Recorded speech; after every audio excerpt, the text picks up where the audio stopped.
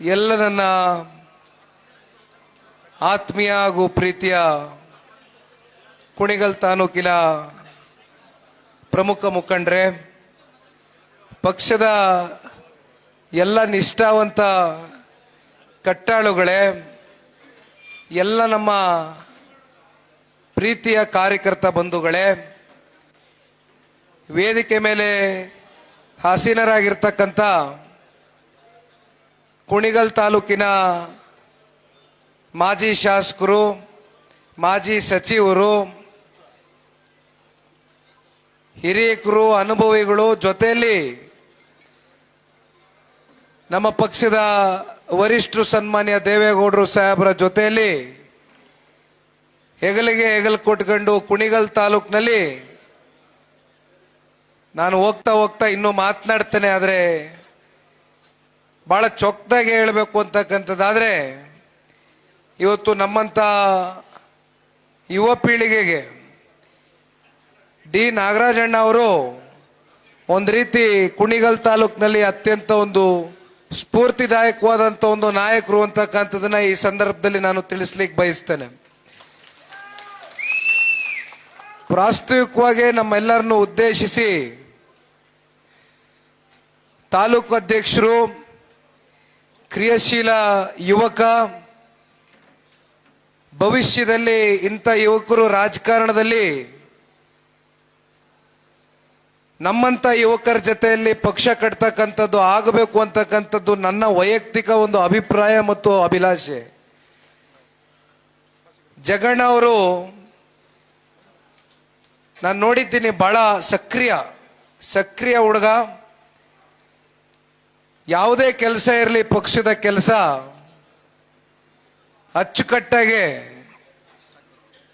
ಬಹುಶಃ ಅವರು ಮಾತಾಡಬೇಕಾದ್ರೆ ಹೇಳ್ತಾ ಇದ್ರು, ಇಲ್ಲಿ ಮಾಜಿ ವಿಧಾನ ಪರಿಷತ್ನ ಸದಸ್ಯರು,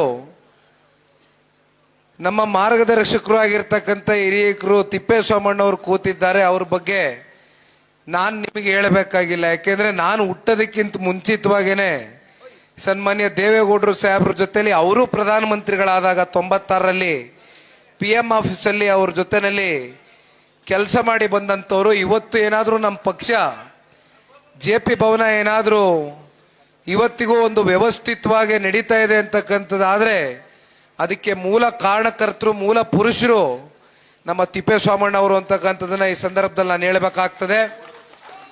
ಅಂಥವರ ಮಾರ್ಗದರ್ಶನದಲ್ಲಿ ಜಗದೀಶ್ ರವರು ಬೆಂಗಳೂರು ನಗರದಲ್ಲಿ ಬರ್ತಕ್ಕಂಥ 28 ವಿಧಾನಸಭಾ ಕ್ಷೇತ್ರದಲ್ಲೂ ಕೂಡ ಸದಸ್ಯತ್ವ ನೋಂದಣಿ ಕಾರ್ಯಕ್ರಮದಲ್ಲಿ ನಿರಂತರವಾಗಿ ಸಕ್ರಿಯವಾಗಿ ಕೆಲಸ ಮಾಡಿರ್ತಕ್ಕಂಥದ್ದನ್ನು ನಾನು ನೋಡಿದ್ದೇನೆ. ಯಾವುದೇ ವಿಚಾರ ಇರಲಿ, ಒಂದು ದೂರವಾಣಿಯಲ್ಲಿ ನಾನು ಅವರಿಗೆ ಸಿಗ್ತೇನೆ, ಅವರು ನನಗೆ ಯಾವುದೇ ಸಂದರ್ಭದಲ್ಲಿ ಬೇಕಾದ್ರೂ ಫೋನ್ ಮಾಡಿ ನನ್ನ ಜೊತೆಯಲ್ಲಿ ಕೂತು ಮಾತನಾಡ್ತಕ್ಕಂಥ ಒಂದು ಸೌಹಾರ್ದಯುತ ಸಂಬಂಧವನ್ನು ಇಟ್ಕೊಂಡಿದ್ದೇನೆ. ಜೊತೆಯಲ್ಲಿ ಕಳೆದ ವಿಧಾನಸಭಾ ಚುನಾವಣೆಯಲ್ಲಿ ಮತ್ತೊಬ್ಬರು ನಾಗರಾಜಣ್ಣ ಅವರ ಹಿರಿಯ ಸುಪುತ್ರರು ರವಿ ಅಣ್ಣ ಅವರು, ಬಹುಶಃ ರವಿ ಅಣ್ಣ ಅವರು, ನಾನು ಅವ್ರ ಜೊತೆ ಕೂತ್ಕೊಂಡು ಇತ್ತೀಚೆಗೆ ಕಚೇರಿಯಲ್ಲೂ ಮಾತನಾಡಬೇಕಾದ್ರೆ ಗಮನಿಸ್ತಾ ಇದ್ದೆ. ಅತ್ಯಂತ ವಿದ್ಯಾವಂತರು, ಪ್ರಜ್ಞಾವಂತರು, ತಿಳುವಳಿಕೆದಾರರು, ಬುದ್ಧಿವಂತರು, ಇತಿಹಾಸವನ್ನ ಸಂಪೂರ್ಣವಾಗಿ ಅರ್ಥ ಮಾಡ್ಕೊಂಡಿರ್ತಕ್ಕಂಥದ್ದು. ಬಹುಶಃ ಇವತ್ತು ಒಂದೆರಡು ಘಟನೆಗಳನ್ನ ಸ್ಮರಿಸ್ಕೊಳ್ತಾ ಇದ್ರು ರವಿ ಅಣ್ಣ ಅವರು. ನಿಜಕ್ಕೂ ಆ ಎರಡು ಘಟನೆಯನ್ನ ಕೇಳಿ ನನಗೆ ಬಹಳ ರೋಮಾಂಚನ ಉಂಟಾಯಿತು. ಅದಕ್ಕೆ ಕಾರಣ, ಇವತ್ತು ಇಲ್ಲಿ ಸಹಸ್ರಾರು ಸಂಖ್ಯೆಯಲ್ಲಿ ಸೇರಿರ್ತಕ್ಕಂಥ ಪಕ್ಷದ ಎಲ್ಲ ಪ್ರಮುಖ ಮುಖಂಡರು, ಒಬ್ಬೊಬ್ಬರು ಪಂಚಾಯಿತಿಯಲ್ಲಿ ಅಧ್ಯಕ್ಷರುಗಳಾಗಿದ್ದೀರಿ, ಜಿಲ್ಲಾ ಪಂಚಾಯಿತಿಯಲ್ಲಿ ನಿಂತಿದ್ದೀರಿ, ತಾಲೂಕು ಪಂಚಾಯಿತಿಯಲ್ಲಿ ಚುನಾವಣೆ ನಿಂತಿದ್ದೀರಿ, ಗೆದ್ದಿದ್ದೀರಿ, ಪಂಚಾಯಿತಿಗಳಲ್ಲಿ ಚುನಾವಣೆ ಅಧ್ಯಕ್ಷರಾಗಿದ್ದೀರಿ, ಪಂಚಾಯಿತಿ ಮೆಂಬರ್ಗಳಾಗಿದ್ದೀರಿ, ಎಲ್ಲ ರೀತಿ ಅಧಿಕಾರವನ್ನು ನೋಡಿರ್ತಕ್ಕಂಥ ಅನುಭವಿಗಳು ಇವತ್ತು ನನ್ನ ಎದುರುಗಡೆ ಕೂತಿದ್ದೀರಿ.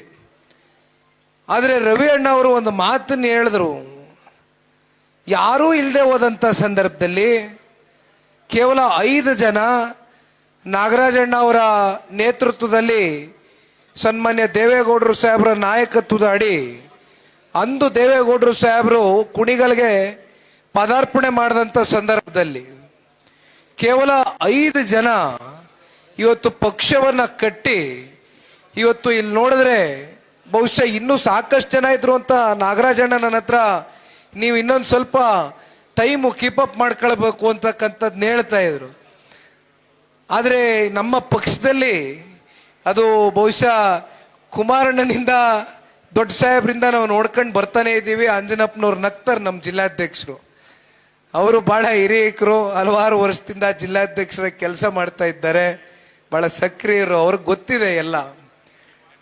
ನಮ್ಮ ಪಕ್ಷದಲ್ಲಿ ಹೇಗೆ ಅಂದರೆ, ನಾನು ಒಂದು ತೀರ್ಮಾನ ಮಾಡಿದ್ದೆ ಈ ರಾಜ್ಯ ಪ್ರವಾಸದಲ್ಲಿ. ನಾನು ಎಲ್ರಿಗೂ ಕೈ ಜೋಡಿಸಿ ಮನವಿ ಮಾಡೋಣ ಅನ್ಕೊಂಡಿದ್ದೆ. ಆದರೆ ಬಹುಶಃ ಇವತ್ತು ಒಂದು 50 ಜನ ವೇದಿಕೆ ಮೇಲೆ ಪ್ರೀತಿಯಿಂದ ನಮ್ಮನ್ನು ಸ್ವಾಗತ ಕೋರ್ತಕ್ಕಂಥದಕ್ಕೆ ಹಾರ ತೊರೆ ತಗೊಂಬಂದು ಇವತ್ತು ನಮಗೆ ಹಾರವನ್ನು ಹಾಕಿ ಪ್ರೀತಿ ಅಭಿಮಾನ ತೋರಿಸಿದ್ದೀರಿ. ಆದರೆ ಒಂದಣ ನಾನು ಇವತ್ತು ಒಂದು ಮಾತನ್ನ ಹೇಳ್ತೇನೆ. ಇವತ್ತು ಇಡೀ ರಾಜ್ಯದಲ್ಲಿ ನಾನು ಪ್ರವಾಸವನ್ನು ಕೈಗೆತ್ಕೊಂಡಿರ್ತಕ್ಕಂಥದ್ದು, ಕರ್ನಾಟಕ ರಾಜ್ಯದಲ್ಲಿ ಸ್ವತಂತ್ರವಾಗಿ ಜನತಾದಳ ಪಕ್ಷ ಸ್ವತಂತ್ರವಾಗಿ ಸನ್ಮಾನ್ಯ ಕುಮಾರಣ್ಣ ಅವರು ಮತ್ತೊಮ್ಮೆ ಬಂದು ಈ ರಾಜ್ಯದಲ್ಲಿ ಮುಖ್ಯಮಂತ್ರಿಗಳಾಗ್ತಕ್ಕಂಥ ಒಂದು ದಿನ ನಾವು ಕಾಣಬೇಕು ಅಂತಕ್ಕಂಥ ಕನಸನ್ನ ಹೊತ್ತು ಇವತ್ತು ನಾನು ರಾಜ್ಯ ಪ್ರವಾಸವನ್ನ ಮಾಡ್ತಾ ಇದ್ದೇನೆ.